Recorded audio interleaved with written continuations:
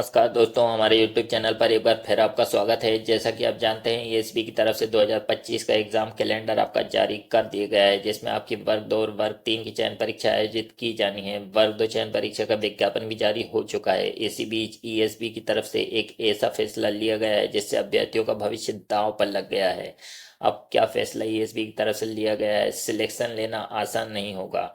काफ़ी सारी दिक्कतें एग्जाम में निकल कर सामने आ सकती हैं। जैसा कि आपने पिछली भर्ती परीक्षाओं में भी देखा होगा, कई सारे पेपर लीक होते हैं और तमाम घोटाले निकल कर सामने आते हैं। उन सब के बाद भी ना तो परीक्षाएं रद्द की जाती है और ना ही उनकी बड़े स्तर पर जांच की जाती है। सिर्फ कागजी कार्रवाई करके भर्ती प्रक्रिया को आगे बढ़ा दिया जाता है। इस प्रकार के तमाम केस आपने आगे देखे होंगे। अब क्या फैसला ईएसबी की तरफ से लिया गया है, अगर आप यहाँ देखें, पेटी कॉन्टेक्ट के तौर पर काम करेगी और सीएस इन्फोटेक कॉलेजों का केंद्र देने से इनकार। ब्लैकलिस्ट कंपनी एपटेक को दिया ईएसबी की परीक्षाएं कराने का ठेका। तो एक जो ब्लैकलिस्ट आपकी कंपनी है एपटेक, इसको कई राज्यों में ब्लैकलिस्ट किया गया है। इन सब के बाद भी ईएसबी की तरफ से परीक्षाएं कराने का ठेका एपटेक को दे दिया गया है। तमाम दिक्कतें निकल कर आगे आ सकती हैं। जैसा कि आपने पिछली भर्ती परीक्षाओं में देखा, चाहे हम पटवारी की बात करें या शिक्षक भर्ती की बात करें, तमाम केस निकलकर सामने आए थे। यहाँ पर नीचे तमाम जानकारी दी गई है। मध्य प्रदेश कर्मचारी चयन मंडल बोर्ड ने परीक्षाएं कराने का जिम्मा अब एजुकेटी के साथ एपटेक को परीक्षा कराने का ठेका दिया है। एपटेक हरियाणा, उत्तर प्रदेश, राजस्थान के अलावा अन्य राज्यों में ब्लैक लिस्टेड कंपनी है। तो इन तमाम राज्यों में ये कंपनी ब्लैक लिस्टेड है। इन सब के बाद भी मध्य प्रदेश की तरफ से इसे परीक्षा कराने का ठेका दे दिया गया है। कुल मिलाकर अगर हम बात करें तो अभ्यर्थियों का भविष्य दांव पर ईएसबी की तरफ से लगा दिया गया है। इसके साथ जम्मू कश्मीर में एपटेक द्वारा कराई गई गृह विभाग की परीक्षा को निरस्त किया गया। तो ये हाल ही का केस है कि एपटेक के द्वारा जो गृह विभाग की परीक्षा कराई गई थी, उसमें बड़े स्तर पर घोटाला निकलकर सामने आया था, जिसके चलते उस भर्ती परीक्षा को निरस्त कर दिया गया। यहाँ तक एपटेक को सुप्रीम कोर्ट से दंडित भी किया गया है। सुप्रीम कोर्ट की तरफ से भी इस पर फाइन लगाया गया था। इसके बाद भी ईएसबी ने इसे परीक्षाएं कराने की पूरी जिम्मेदारी सौंप दी है। एपटेक ने परीक्षाएं कराने के लिए पेटी कॉन्टेक्ट के तौर पर आरसीएन इन्फोटेक को दिया काम। तो यहाँ पर ईएसबी की तरफ से एपटेक को ठेका दिया गया और एपटेक ने भी इससे आगे और अन्य कंपनियों को ठेका दे दिया है।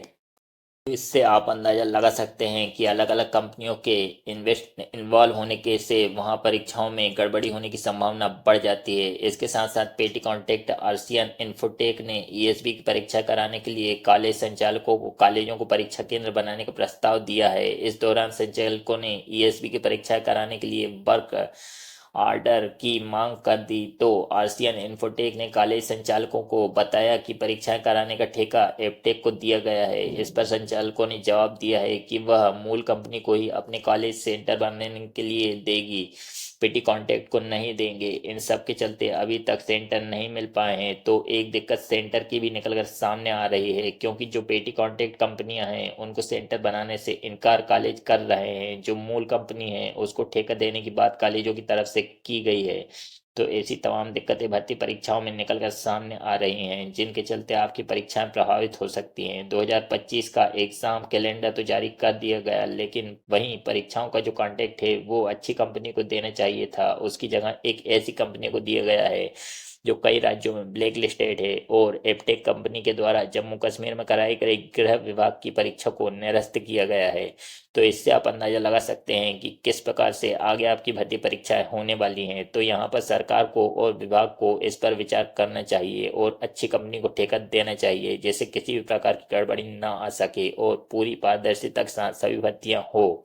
क्योंकि जो मेहनत करने वाले अभ्यर्थी होते हैं वो कहीं ना कहीं इस सब के चलते पीछे रह जाते हैं, उनको जॉब नहीं मिल पाती है और भर्ती परीक्षाओं में घोटालों को सबसे बड़ा नुकसान पढ़ने वाले अभ्यर्थियों को उठाना पड़ता है। तो इन सब के खिलाफ आवाज उठनी चाहिए, सही कंपनी को टेंडर मिलना चाहिए, जिससे पूरी पारदर्शिता के साथ आपकी परीक्षाएं हो सकें और किसी भी प्रकार की गड़बड़ी निकल कर सामने ना आए। तो चलिए आगे, अगर आप ऐसी जानकारी चाहते हैं तो हमारे चैनल के साथ जुड़ सकते हैं, जिससे और भी इम्पोर्टेंट अपडेट आपको मिल सके।